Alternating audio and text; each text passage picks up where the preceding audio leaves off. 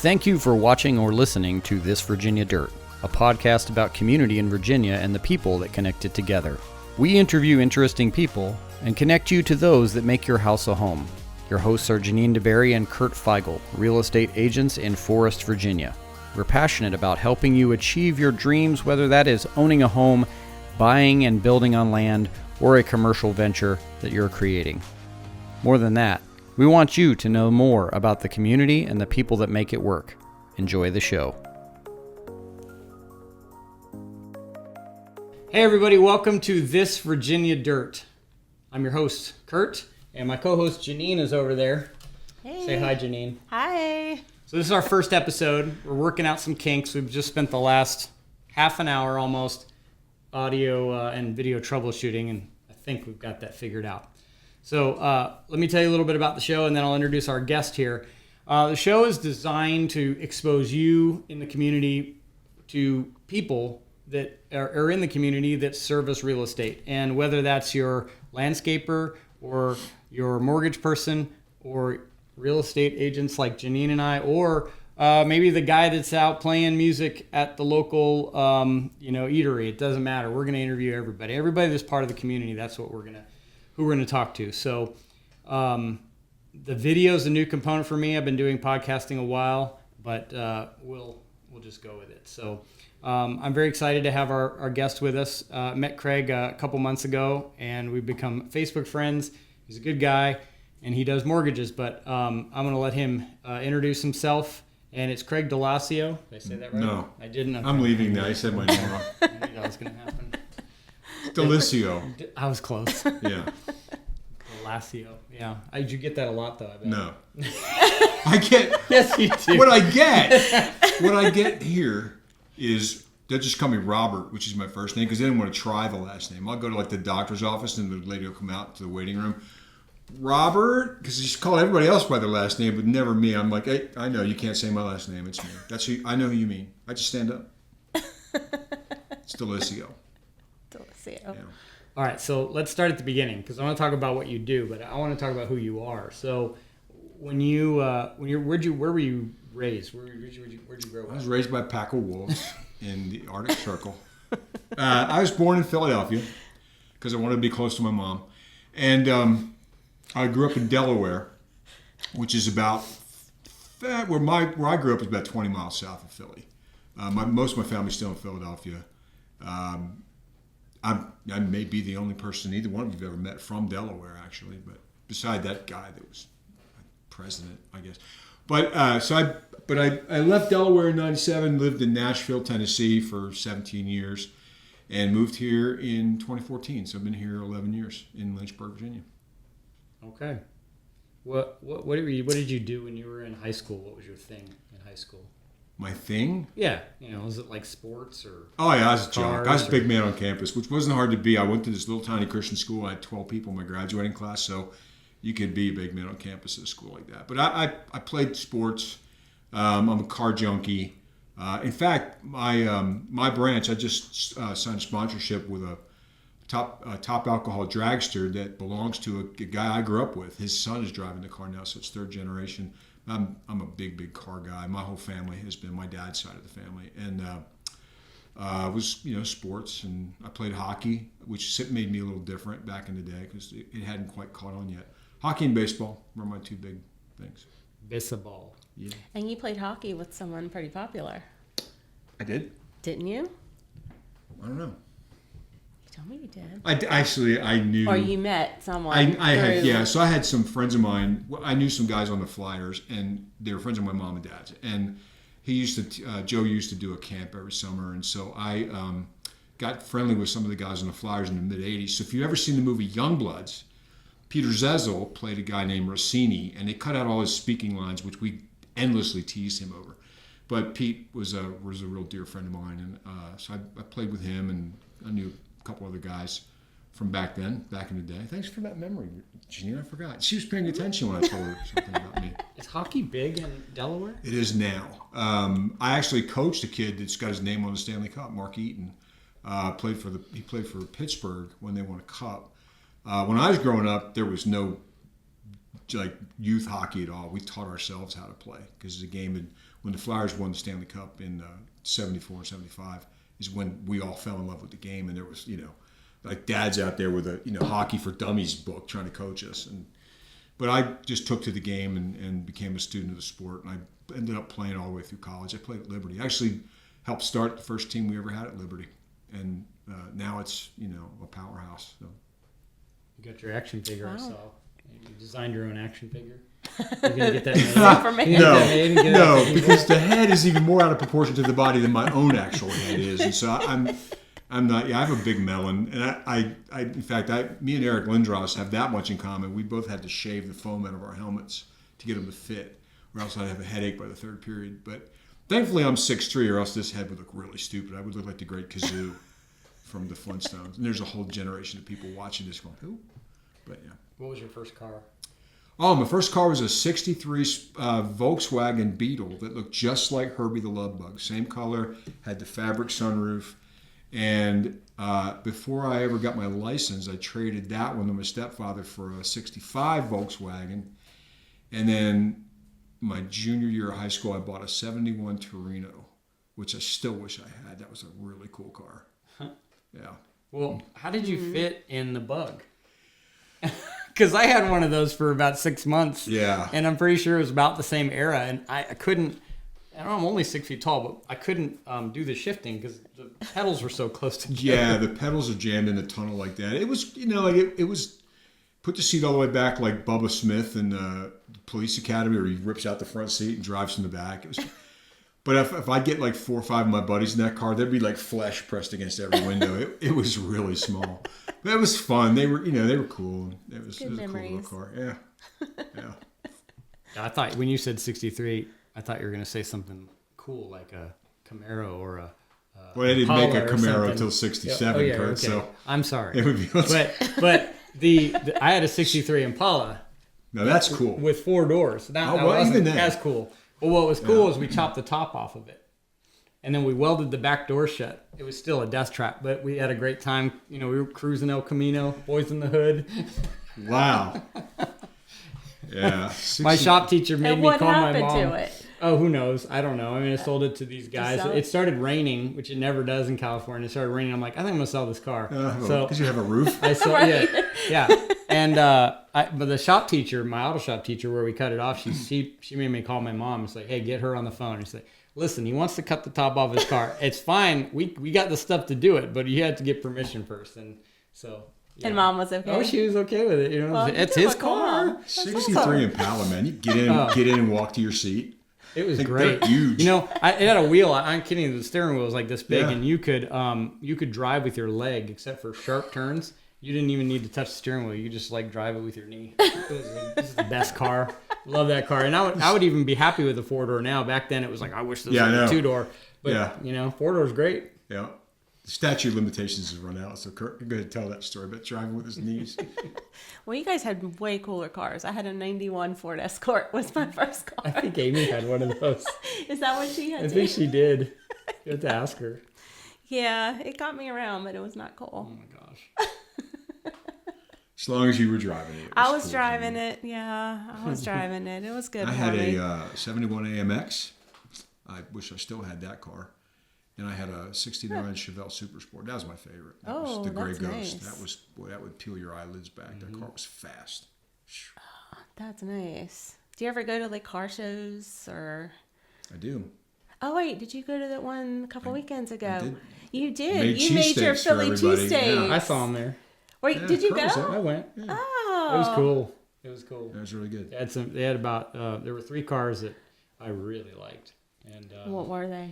they had a Chevelle that was really nice. Okay. They had I don't even know what it was. It was this really old wagon. It was like early to mid 50s wagon, and the guy did a really nice job. And then of course they had a 63 Impala, so it was that was my favorite. With a roof? It had a roof. With the And, roof. I was kind of bummed though. He had the hood down, and he was gone. He wasn't around. I wanted to see what kind of engine was in there because the 283. A lot of guys swapped them out for the 350, but I liked the 283. 283 is a good motor. I rebuilt you it. built those it right? was smooth. I mean, it just run. it's a great car. They'll run. You know? We're bringing the Wow. car down here in June the alcohol dragstore. We're going to do an event. When is it? June? We haven't set a date yet. Just June's the only. This is the only month they're not racing this summer. So. And where is it? We're going to maybe do it at my office parking lot, but we may end up going someplace bigger if we get a big enough turnout. So. I got a buddy that he's got my we're gonna do lawnmower racing. You are not. Oh, we are. He used to do chunk cars, and he's like, "Let's do it." And I'm like, "All right." Where is this happening? I had this mower. I don't know. There's a whole league for that. There's like a pro lawnmower racing. I know. It's That's nuts. hilarious. It's nuts. But so it's like, yeah, we'll chop the seat down and drop it a little bit. Do you have a souped up lawnmower? No, Not yet. Not yet. That's but coming. I'm gonna. Not yet. I can tell. I'm gonna. He's semi-retired. He can pull it off. You know? All right. I knew Amy wouldn't go for the project, so I was like, "Hey, listen, I want to do this, and I got this mower, but I can't leave it here because my wife's not going to go for this." So we took it. I had the trailer, and I took it over to his place. And he didn't tell his wife either for like months. Oh my god! Like, how fast can a lawnmower go? Oh, pretty too fast You for ever a seen them lawnmower. on ESPN? I don't think so. They go Yeah, it's pretty. They too go fast. karts. Too fast Pretty for a quick. lawnmower. They don't cut grass while they're doing it. Like they take that off. So you've got a funny story from Nashville. I do. So because everyone thinks you look like this mafia guy. Oh, You know, yeah. and you've many got- of those yeah, stories. but you've got the story where you sent this guy to yeah. ask for the stuff. You need to let you tell the story because it's really funny. So when I lived in Nashville, they used to call me Philly Craig because I'm from Philly. And when The Sopranos was on, people would call me. So The Sopranos was on every Sunday night. And people would call me on Monday morning. And I had one friend would call me every month. My friend Chris Bingham, Bingo we called him. Bingo would call me every Monday. Hey, Philly. Hey, man, last night when they whacked that guy, and it'd be the whack, the proper Southern way to say whack.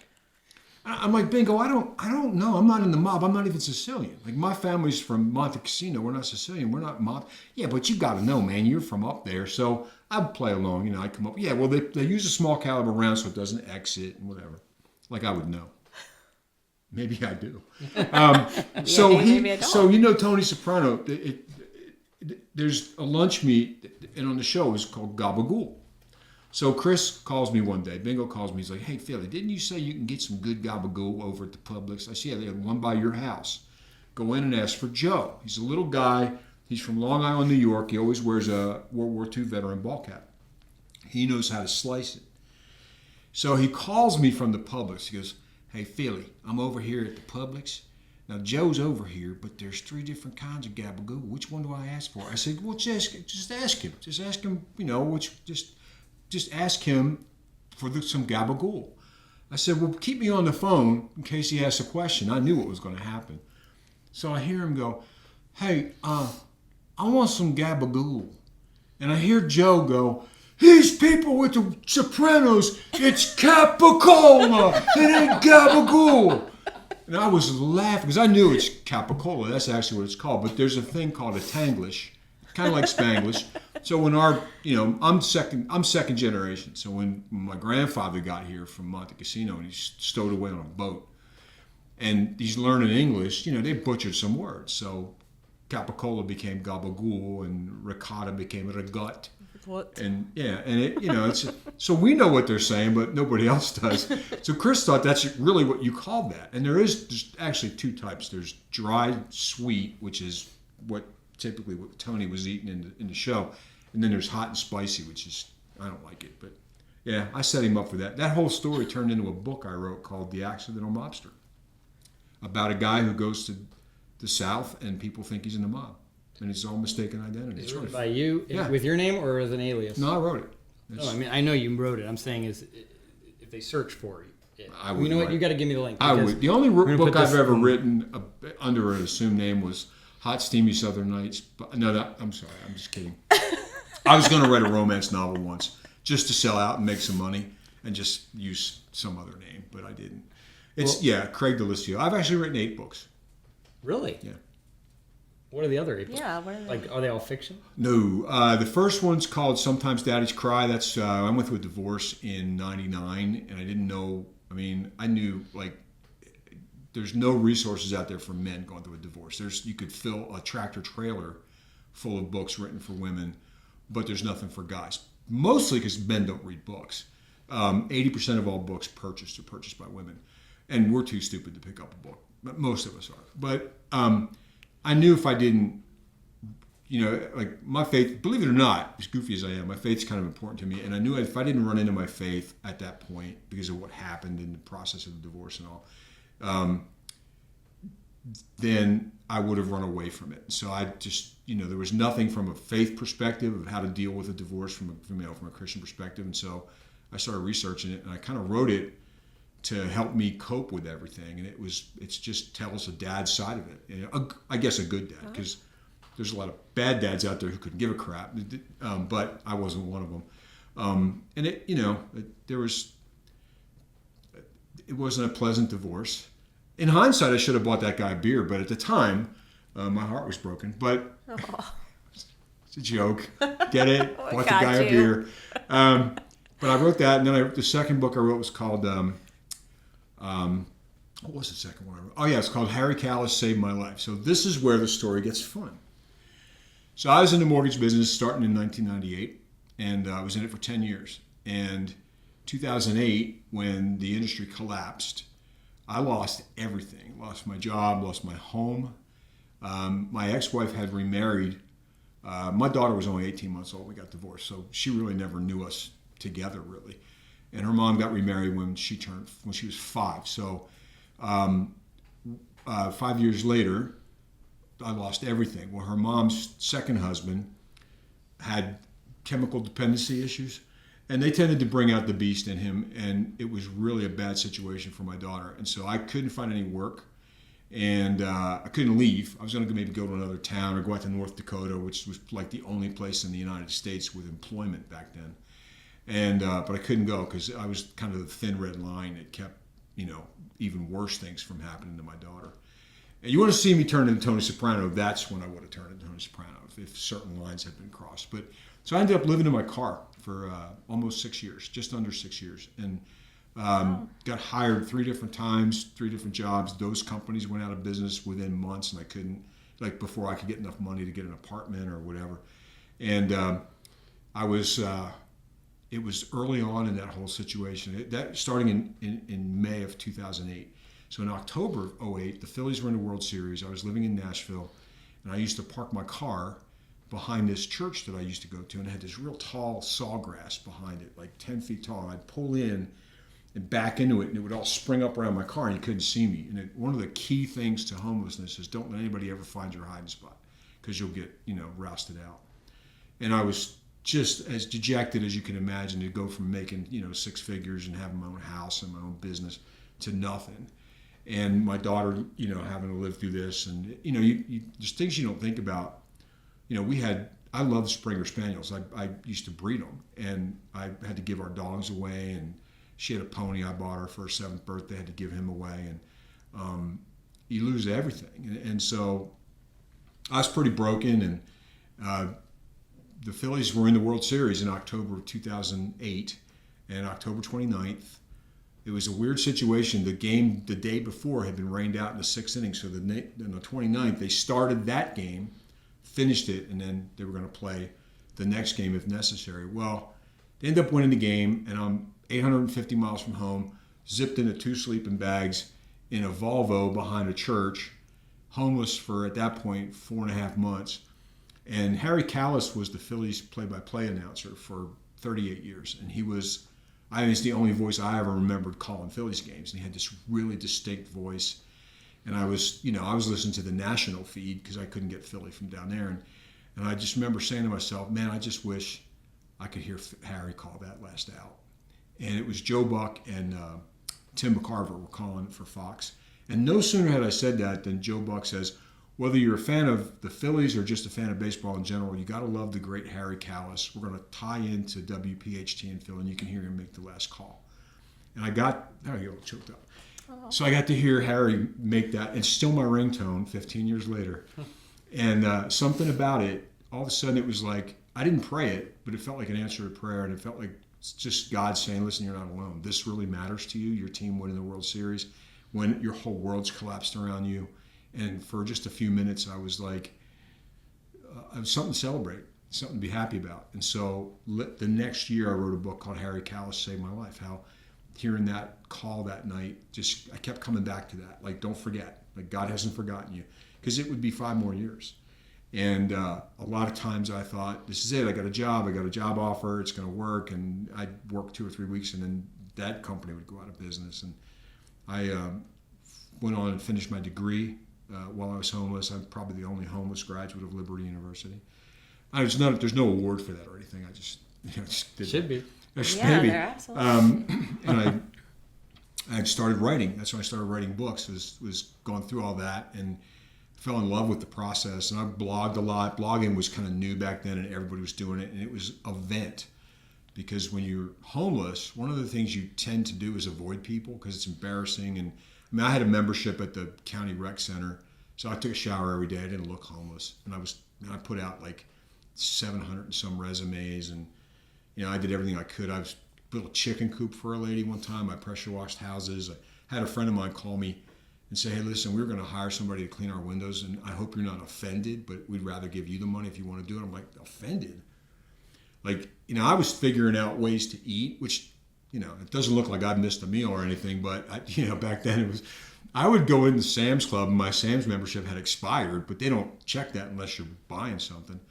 So I'd walk around and hit the little sample tables at the end of the aisles, and I would wait. Like, this is how naive I was, right? I'd eat some samples, and I'd walk around for 30 minutes thinking, if I go back too soon, she's going to realize it was me and kick me out. Like, no, she's not. There's no sample police.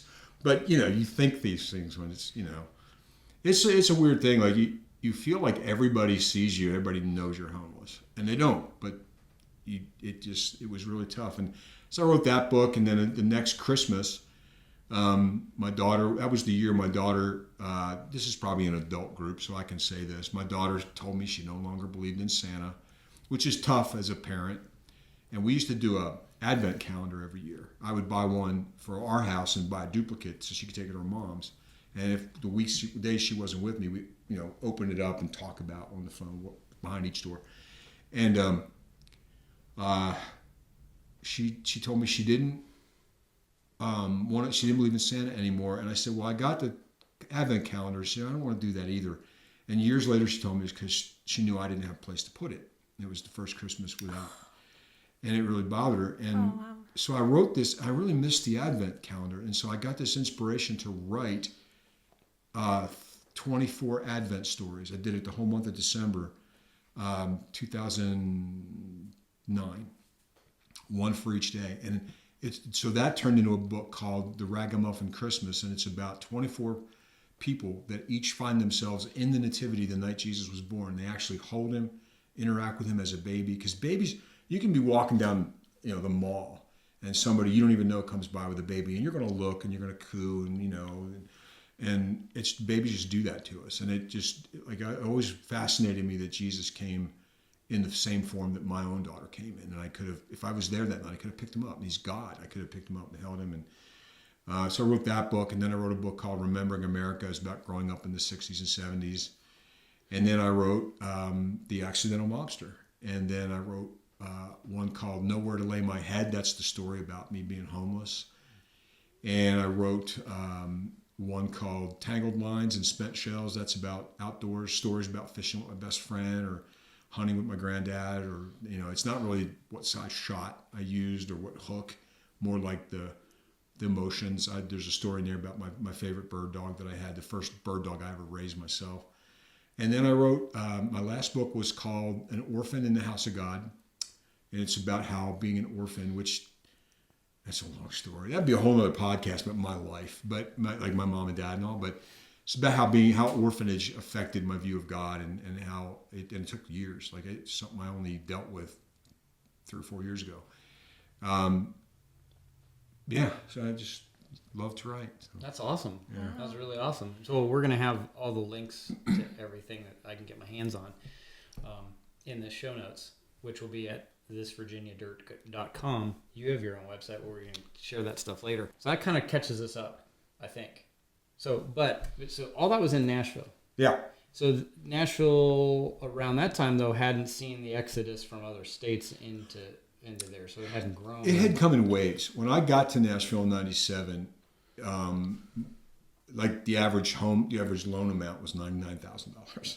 That's a down payment in Nashville now. And now, and it, outside of the contiguous to Davidson County, there was, farmland and open spaces. And now it's just, you have to go, hour and a half from Nashville in any direction to find anything affordable. It's just exploded. But, I got there, the downtown Broadway had just kind of been renovated, and Second Avenue was always bustling. It was a fun place back then. Now it's way too touristy, but it was fun when I lived there. I enjoyed it. And hockey was huge down there. I was there when the Titans moved there. In fact, my daughter was born the year the Titans moved from Memphis to Nashville. And then I was there when the Predators were born. And there was always a presence of Northerners, because there's a Spring Hill, there was a Saturn plant. And then there's a Nissan plant in Murfreesboro. So there were always some Michigan and Northern people. There was enough hockey there. There was youth hockey, and there was some hockey leagues. So I played from, as soon as I got there, I was playing every Sunday night in the men's league and all. So that was all there. So what brought you here? Well, I was tired of being homeless, and I couldn't find any work. And my daughter's situation at her mom's was dire. She just like that. I'm not going to live there anymore. I'll run away first. And she's 14. I mean, I can't. Were they still in Philly? No, this was in Nashville. Her mom. They were my in daughter was Nashville. born in Nashville. Okay. So,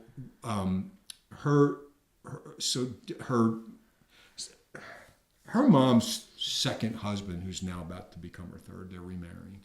We're not talking about like go to bed about your supper. We're like, he killed one of her animals once, and he was just constantly tormenting my daughter, and he hit her, and I was, there are a lot of times I was ready to go through the front door, and I had friends of mine like talk me out of it. Like, if you do that, you'll go to jail, and then she won't have anybody.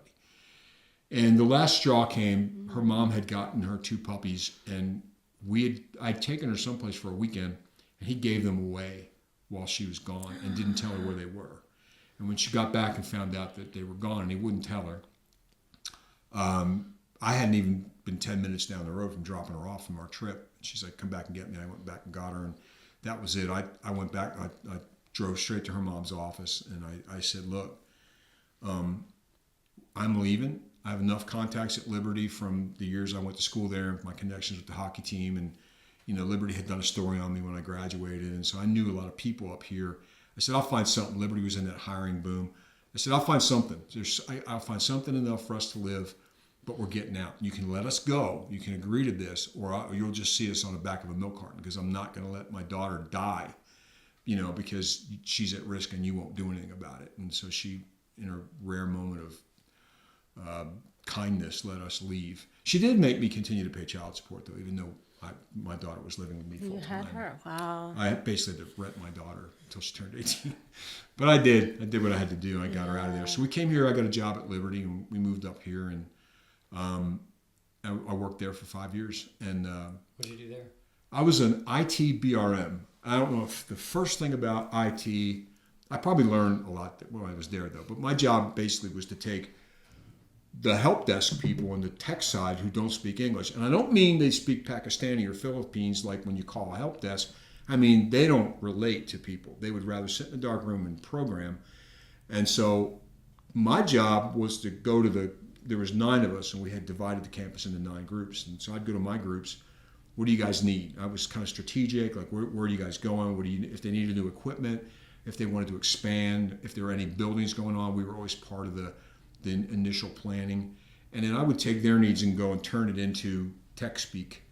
And even though I didn't know much, but I sit down and talk to them long enough, and they're like, okay, you need this. I'm like, okay, you say so, but this is what we want to do. What, do that? Yep, there you go. So it was a business relationships manager was my job. I did that for 5 years, and had some great projects. The LaHaye Ice Center renovation was my first project on campus.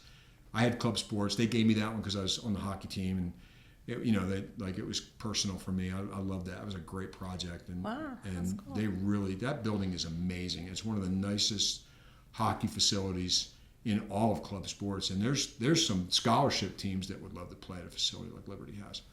I had Freedom Tower. I had the gun range. That was fun. I had a lot of stuff like dining. The new dining hall would have been mine, but that was built after I left. So And then I just, Liberty's nonprofit, especially at payday, and so I just decided that I needed to actually make money. So got back in the mortgage business. Got to ride the horse that throws you eventually. So You didn't just get back into it. So you're in how many states? 14. So what states? Obviously Virginia, North Carolina, South Carolina, Georgia, Florida, Arkansas, Alabama, Texas, Ohio, Minnesota, Delaware, Pennsylvania, Maryland, and I'm adding New Jersey. Why so many? I'm a big believer in social media marketing, and I've developed relationships with good producing realtors in those states. And so as a need came up, I would add that state to my repertoire. Now, the company I'm with now, we've got some people in our company that have all 50 state licenses. So if I get a referral from a state where I'm not personally licensed, I can still work the file. I'd be a loan officer assistant. There's an LO assigned to it. But the customer still talks to me, and it's all done, within the bounds of legality and all. So I'm starting to expand now. I do some stuff in Utah and in Colorado. I've got an agent in Colorado, but here's where I live, and this is kind of my main market. So, Right. I see you. Don't you do a lot? Is it in Georgia? A lot in Georgia. Yeah, One of my you do a lot best in Georgia. realtors, Lindsay Hammond.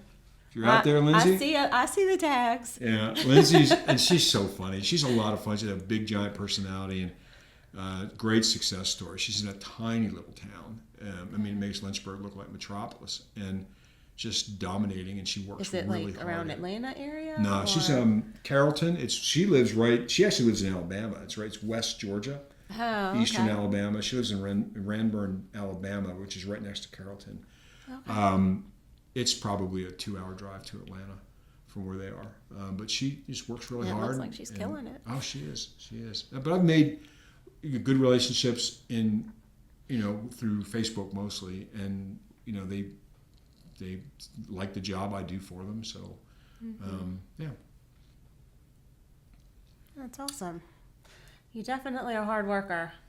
I get up, first thing I see, computer's on, 5 'cause I a.m., don't let's sleep. go. What you need? It's because I don't sleep. I got you. Yeah. Yeah, I do. That's my Saturday morning post. I got My you. phone's on. I'm ready to go. I already ran 6 But miles. that's why I don't run. Believe me. Walk if 6 I'm miles. running, something's chasing me, and you better run too. Well, speaking of outdoors, you mentioned that we were talking before we got started, and you mentioned you like to hunt and fish and do all that stuff. We'll come back to the mortgage stuff, but where have you hunted? I mean, what's your coolest, hunting, fishing, whatever story? Oh, my coolest story? Yeah. Oh, you'll love this one. Janine will be lost in the woods on this one, but because you don't hunt. But I don't.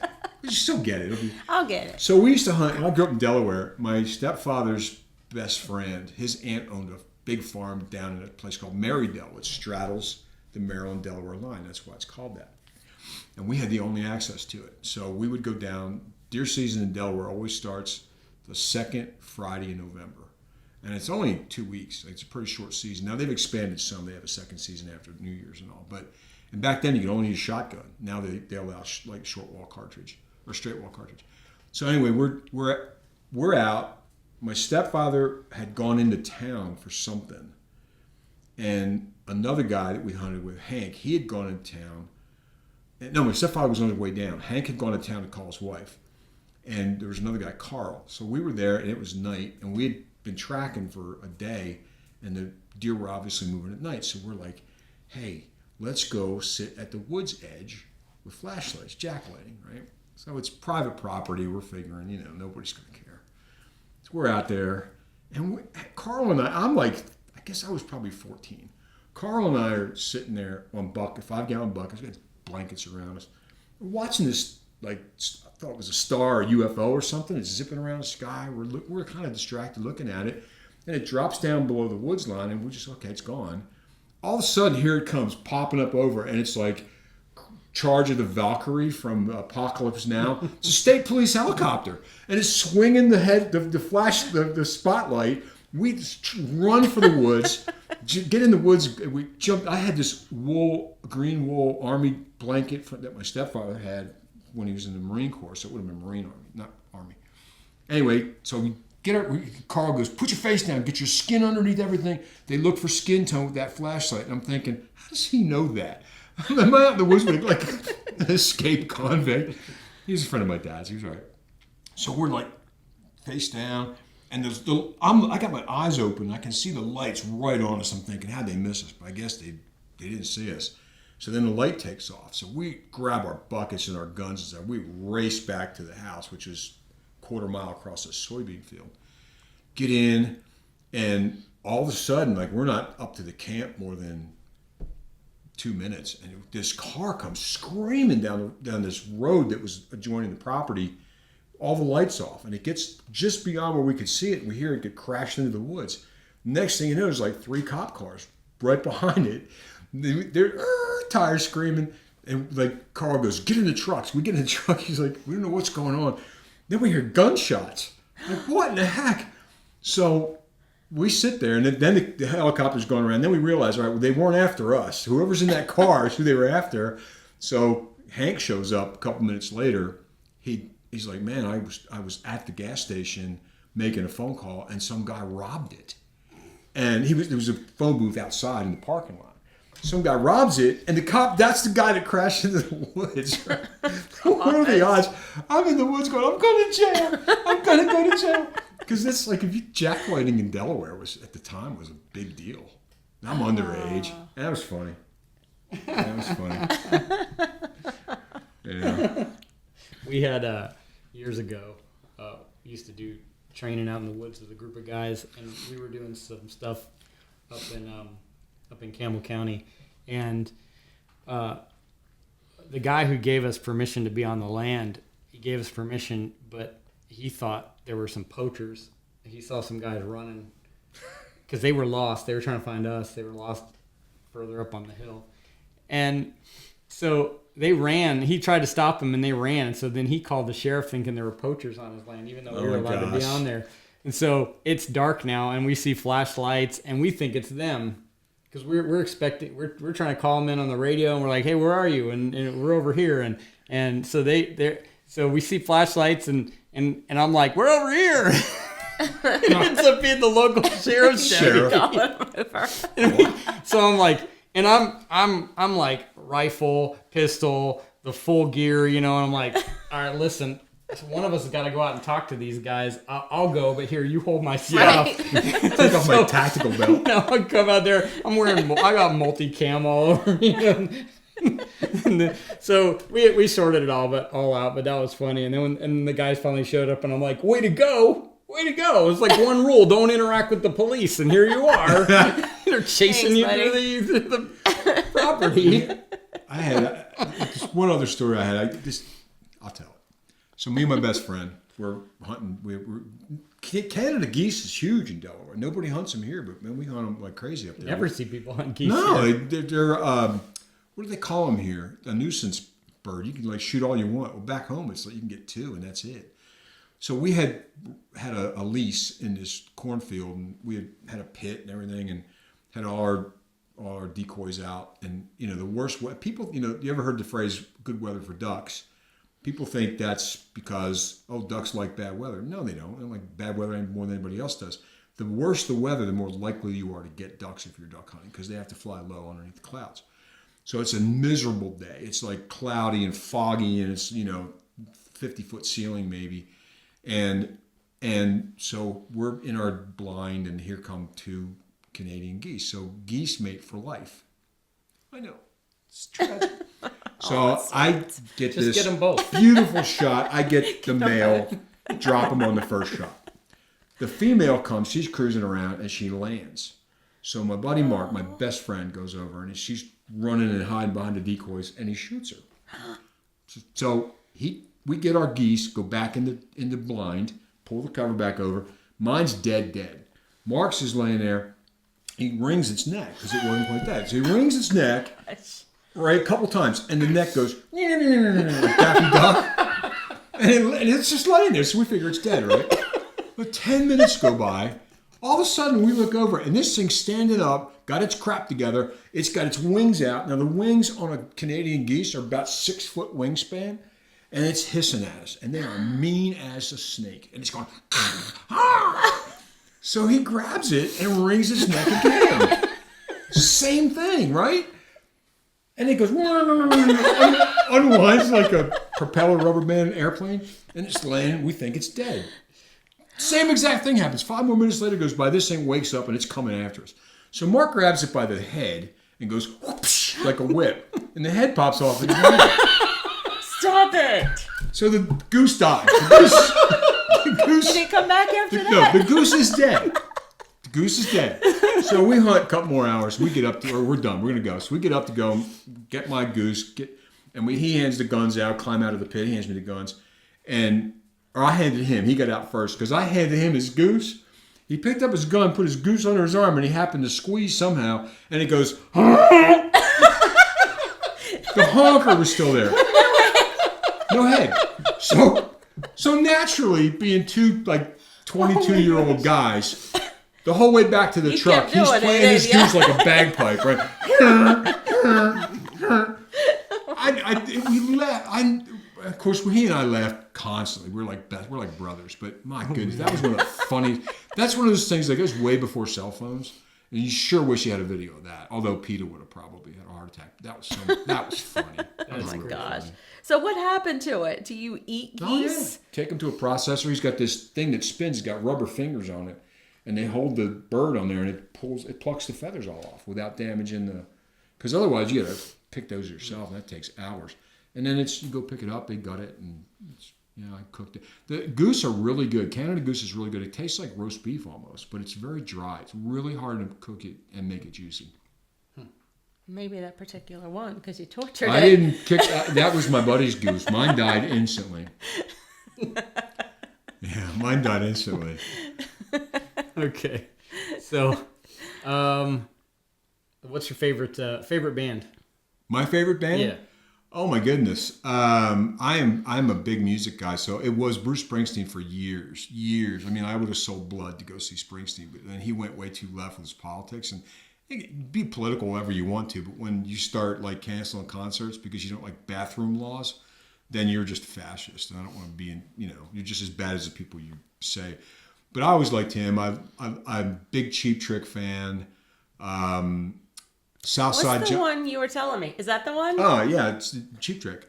No, not that one. You don't want me. There was another one. I love country too, and I have discovered two of the greatest bands. I didn't discover them, but one of them they played a couple of their songs on Yellowstone. Shane Smith and the Saints. Holy cow, is that guy good? Yeah. Great songwriter. The guy could sing from the phone book, names out of the phone book, and his voice would just give you chills. And then the Red Clay Strays. Man, are they amazing. The lead singer looks like Elvis and Johnny Cash had a love child. And he's just tremendous. They're a great band. I love them. I'm a big Southside Johnny and the Asbury Jukes. I love them. Nobody in this room knows who that is. But they're a kind of Stax rhythm and blues band from Jersey. They came up with Springsteen and all them. Willie DeVille, nobody would know who that is except if you remember the movie Princess Bride. He did the theme song to that. That's him singing at the end. And if you saw the movie That Thing You Do, the Tom Hanks movie, one of my dearest friends, Rick Elias, did the soundtrack for that. He produced it and he had 5 songs on it. So he was a musician and a good friend of mine. He passed away a few years back. But that's they're a great band. I love them. I'm a big Southside Johnny and the Asbury Jukes. I love them. Nobody in this room knows who that is, but they're a kind of Stax rhythm and blues band from Jersey. They came up with Springsteen and all them. Willie DeVille, nobody would know who that is except if you remember the movie Princess Bride. He did the theme song to that. That's him singing at the end. And if you saw the movie That Thing You Do, the Tom Hanks movie, one of my dearest friends, Rick Elias, did the soundtrack for that. He produced it and he had 5 songs on it. So he was a musician and a good friend of mine. He passed away a few years back. But that's Let's talk mortgages. Okay. Since that's we're gonna bore the people now. No, we're not gonna bore them. No, because somebody might be looking to get a house and they've never done this before. And there's people that have been renting since they were in high school and I think I'm a real estate agent, so I always think today is the perfect time to buy, right, Janine? You know, Absolutely. so, Today, yesterday. but and there are cases to be made on both sides of that, I guess. But I do think it's I think renting sucks. I rented for years, and anyway, let's talk mortgages. So what one of the things you mentioned that you like to do is do a soft pull. Yep. And I love that. So talk about that. So a soft pull is a credit inquiry that doesn't count against your credit score. It's not a hard inquiry. It doesn't ding your credit. So to simplify it, basically it's a credit report that goes it goes back to the first of the most recent month. So it's not today. As though if you were applying for a mortgage and we'd already talked and you like the numbers and you're ready to go, then I have to do a hard inquiry, and that would be right today. It's pulled. It tells you the time, the date, whatever. If I do a soft inquiry, it would go back to like April 1st. And it would give me a picture of what your credit was up to April 1st. So it's not a current to the day picture, and it's considered a soft inquiry. You could do the same thing yourself on the internet. It's as if you pulled it yourself. And it gives me a good picture. It's typically, unless you went and went into foreclosure in the last 10 days, but even then it would have shown up sooner than that. It's going to be a really good picture because it's no more than 30 days old. And it really tells me what I can and can't do. It gives me a score. I can get all three bureaus. I can see all your accounts, so we know nothing's going to surprise us. But I didn't do a hard inquiry, so it's not going to. If you get 3 hard inquiries, they give you 3. They want you to shop. They don't want to take away your ability to bargain. But after 3, it starts to ding your score, and it's an average of 17 points. What I like to do it because I don't like to trap people. One of the things that people will do, get a mortgage, they'll do a hard inquiry right away. And then they'll slyly tell you, hey, you don't want too many people pulling your credit because your score will go down. And then it gets in your head and you think, well, I just better stick with this guy because I don't want a whole bunch of inquiries. Right. And then you end up kind of handcuffed, and they may not be the best rate you're getting, or you may not get the best service. So I like to do a soft pull. I walk everybody through it, show them what it is. I like to do a Zoom call if possible. People are so weird about getting on camera, but it's just us. It's not like it's going on the internet. And talk them through, because some people have never seen a residential mortgage credit report before. It's not Credit Karma. Credit Karma is a funhouse mirror. What you see is not the real thing. It's what credit card companies use to make a decision. But there's 3 types of credit reports. There's a consumer credit report, which is what credit card companies use. That's Credit Karma. Then there's Mortgage Enhanced, which is what we use. It's a different algorithm. And then there's Auto Enhanced, which is what car dealerships use.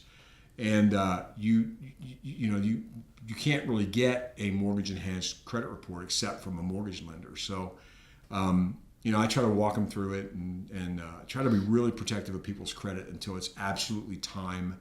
There is a point where I have to do a hard inquiry, but I wait until the very end. We've talked numbers. I'm sure that you like what we're doing, the numbers I'm giving you, the rate and the costs and everything before I do a hard inquiry. Yeah. I don't think I knew that you were allowed 3 before it affects. You're allowed to shop. They don't want to take away your ability to shop rates. Huh. What are you seeing in the industry right now? Anything new? No, a lot of stubbornness. A lot of when is this? Now government rates have really come down. Like FHA and USDA and VA have dropped into the lower 6s, and if you wanted to pay like a point discount, you could get into the 5s. But Fannie and Freddie, there was a period about 10 days when Trump first announced tariffs, rates dropped, and by last Thursday they were right back up again. They're 7%, 7.25%. So it's they're the ones that tend to be more stubborn. Government backed mortgage rates always tend to be a little bit less.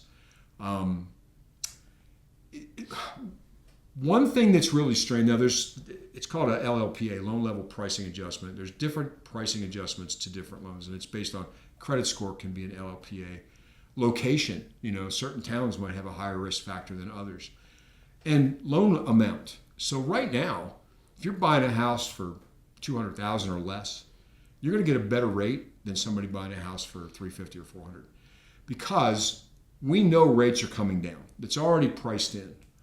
They just don't know when they're going to come down and stay down. And so if you buy a house for $200,000 and you get a 6.75% interest rate, that rate's got to drop to like 5.5 before you see an appreciable difference in your mortgage payment. So you're not going to be refinancing anytime soon. Just because the rate drops doesn't mean it's going to really make a difference when you have a low loan amount. If you have a big loan amount, yeah, I mean, a half point can make a difference. So they know that. So these investors know, hey, these low loan amounts, they're not going to be refinancing. We're going to service this note for 3 or 4 or 5 years. So they're getting a better rate. The higher price loans, the $300,000 and $400,000 and above, they're paying a higher rate because that refi that's definitely going to come is already being priced in. That investor wants to be sure, hey, you're going to refinance this thing in 8 months or 12 months. I'm going to lose all that interest. So I'm going to price that into the loan. I'm going to make a little bit more up front and charge a higher rate, which is a bit unfair. I mean, that's got nothing to do with us. We don't set the rates, but that's just how. I mean, I understand why, because they put the money out there and they maybe collected 4 months payments, and all of a sudden you're refinancing and they're not servicing that loan anymore, so they're not making money. So, yeah. Number one mistake people make when they're trying to buy a house as it relates to mortgages? Oh, not getting pre-approved first. And that's like going into surgery when they never did an x-ray on your broken leg. Like, yeah, which leg is it again? And which bone? You need, for one thing, your offer is going to stand out. If you've been pre-approved, and especially, like, I like to get somebody early enough that I can send them to underwriting with a TBD address. That means to be determined. And that way we can have an actual commitment letter. Like, hey, it's already been underwritten. Just give me an address, a couple pay stubs. We're ready to, it's done. It's guaranteed. Not being protective of their credit. I don't mean, only paying cash for things. That's actually a mistake. And people that I have a credit card, but as soon as I use it, I pay it off. Don't do that, because that doesn't look like you're actually managing your credit. It looks like you're scared of it. What you want to do is use your credit, wait till the bill comes in, and then pay it. You have to let it cycle, and then, because then it will report. 1 month it'll report the balance, the next month it'll report the balance to zero. It shows you paying it down and actually raises your score. Just being careful with your credit, and not, people don't know this. A Kohl's department store credit card has a lower value and will actually harm your credit score compared to like a Capital One. Now, it's not going to cost you points, but it's not considered good credit. Like, that's, a Schul's charge is not considered, considered good credit. It may show up on your credit score and it may raise your score a little bit, but that's, an underwriter looks at that and goes, why do you have one of those pay at the dealership every week car loans? Couldn't you qualify for regular financing? And it's, you have to kind of think like that, but it's easy to fix. The biggest thing I would say for people, and I run into this all the time, is don't lose hope. Credit can be fixed. I mean, you have to really mess your credit up bad for years to be unfixable to where I couldn't help you get a house. You only need a 580 score to get an FHA loan. 580 score and a good rent history. That's a big thing. If you're paying rent and you're keeping your rent payments, then they can forgive a few little things. You can get into some programs without having an 800 credit score. It doesn't have to be that good. Yeah, don't tell Chase about the Kohl's card, man. Well, My son works at. he works there. He So. works there. Nothing wrong with having a Kohl's card. It's just, He hates that part of his job. He hates asking people to sign up for the Kohl's card. Oh. His manager is always coming to him. You've seen the Office Space. We need to talk about your flair.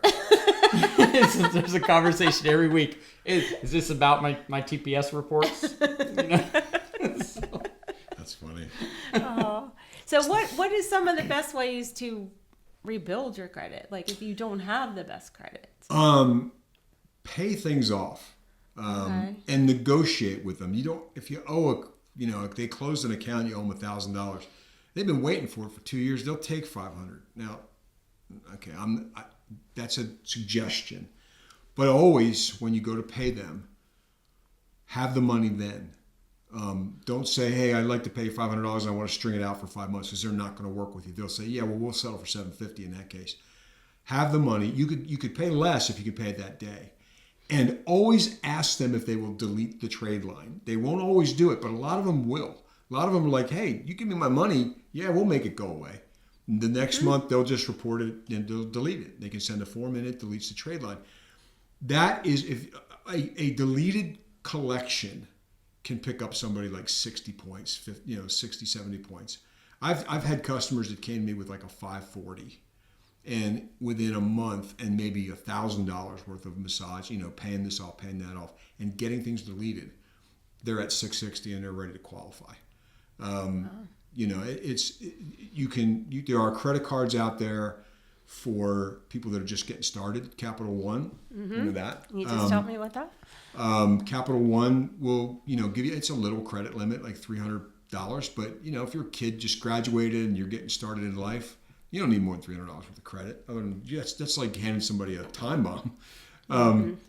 But it's a good way to get started. And you don't want the ones with goofy names, like the Linguini credit card, or, they, because they're like a 58% annual percentage rate. There's a $79 upfront fee on a $300 credit card. They just get you to it's like they offer you these things. They don't even care if you default on it, because they make so much money off you just signing up for the thing. Then you have an annual fee you have to pay every year, and they make so much money that if they have to write off a $300 charge, it's like big deal. We made $1,000 on this guy. It's not that hard to do. It's really getting a good, accurate credit report. Again, Credit Karma, it's only 2 of the 3 bureaus, and it doesn't always have everything on it. Here's a little tip.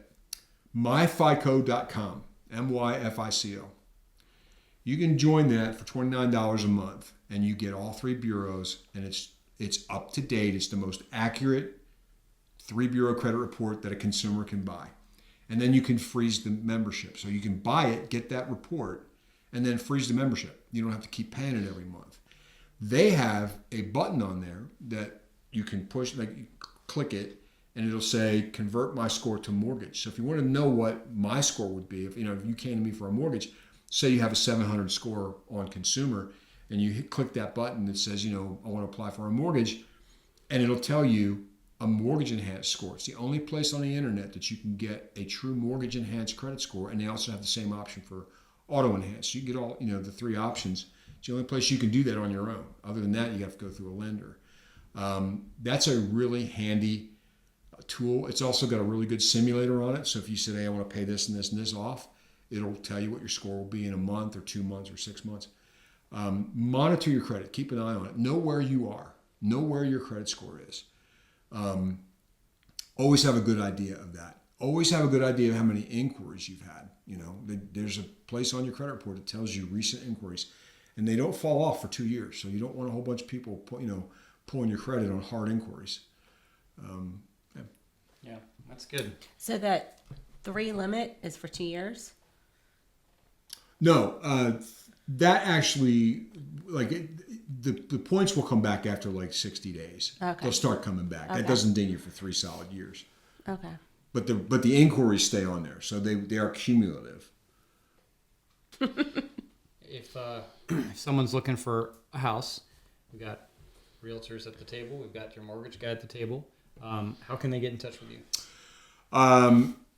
Craig Daliessio. No, that's my book thing. You don't want that. I don't know. I don't have a website of my own. I work for American Financial Network, AFN. If you go afn.corp/Craig Daliessio, or find me on Facebook. That's the easiest way. Find me on Facebook. My profile's public, DALIESSIO, and just find me there. And you can find me. Let me say this to younger people. There's always this complaint, right? Like, I can't afford a house. Houses are not affordable. The median home price in the United States is $435,000. You don't need a $435,000 house right out of the gate. I bought my house for $131,000 in 2019. Now, it was a foreclosure. It had been vacant for 6 years, but it was solid. It had just had a new roof put on it. and I did carpentry for years, so I know how to fix stuff. But you can buy, something that maybe needs some work and it's dated, and watch some YouTube videos. Learn how to paint. Learn how to, caulk. Learn, little things. You don't have to learn how to build a house, but you can learn how to update and do little things.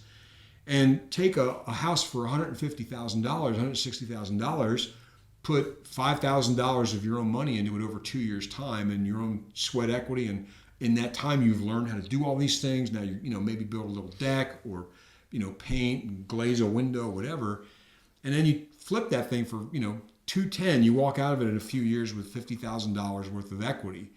These are examples. I can't guarantee that. I don't want to get any kind of trouble, but every house I ever bought was either distressed or it needed work, and I always made money on them. And sadly, the one I lost in Tennessee, I paid $174,000 for that house at 5 acres. I love that house. That was the most perfect for me house ever. And I just read that last April it sold for $989. Woo! Yeah. I'd have been popular with the ladies if I'd have kept that house and sold it. $800,000 in the bank. Sounds like that Starbucks stock I bought years ago and sold way too quickly. Yeah, or Netflix. Netflix is a better example. You can do that. You guys can find a house, and listen, find a house and buy something with 3 bedrooms or 4 bedrooms, and get some people to live with you. Have them pay the mortgage. Mm-hmm. You'd be surprised. There's talent. Like I have friends of mine that they graduated college and they went up to years ago, went to Washington D.C. A park bench in Washington, D.C. would sell for $200,000. So their only option was to buy a house with multiple bedrooms and rent them. You get the right people and you develop friendships, and somebody else is paying your mortgage for you, or most of it. There's ways to do it, and there's nothing like owning your own house. You want to paint a wall purple? You don't have to write a letter to your landlord and ask. You want to buy a dog? There's no deposit. You just buy the dog and take him outside and walk him. Nobody's going to tell your landlord because it's your house. You want to put up a fence? You want to take a fence down? You want to whatever, have a garden. I'm a big gardener, and that's my thing.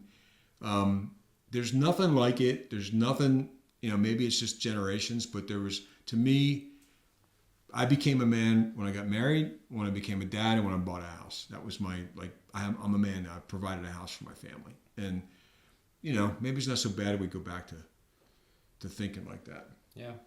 Back in my day. We'll post in the show notes at This Virginia Dirt. This Virginia, cool domain, isn't it? thisvirginiadirt.com. We'll have all the links to the audio podcast, the video podcast, and links to Craig and how to get in touch with him, as well as how to get in touch with myself. I'm on Instagram, I'm on Facebook. This Virginia Dirt's on Instagram. Janine's on Instagram and Facebook. And who knows? We're on YouTube. Just like and subscribe, and share this with people, because that's how we get it out there and people can see it. So, anything else? I'm good. Listen, if the first 50 people that contact me, I'll give you my homemade spaghetti sauce recipe. It's actually gravy. Does it have gabagool? Do I count? Do you put gabagool? No, just gabagool. What's a man? No, I really am a really good cook, and Italian is my specialty. Nice. I've heard. I haven't had anything you've cooked. I don't have to change except your Christmas cookies. That's right. And they were amazing. Yeah. You're Italian. Do you make Italian stuff? I do. I'm not as good as like my mom, my grandmother, but I tried to hold down a little bit. I made Christmas cookies. We make Italian Christmas cookies. He's like, you want some Christmas cookies? Yeah. I thought, like a little... It's like a small coffin. It was literally like this. Full of cookies. I mean, there must have been 100 cookies on that tray. And she texted me. She's like, yeah, I've already had 4 pizzelles before I even got to where I was going. Before I even got home, because I didn't want to share them. But then I got home, and my son was there with his friend, so it was perfect. They devoured them pretty quickly. We Italian people, man, with food, it's a religious thing. It really is. It is. Well, thanks for watching. Thanks for listening. Thanks for having me. Thank you thanks for being here. Appreciate it. Enjoy your life here on This Virginia Dirt. Bye.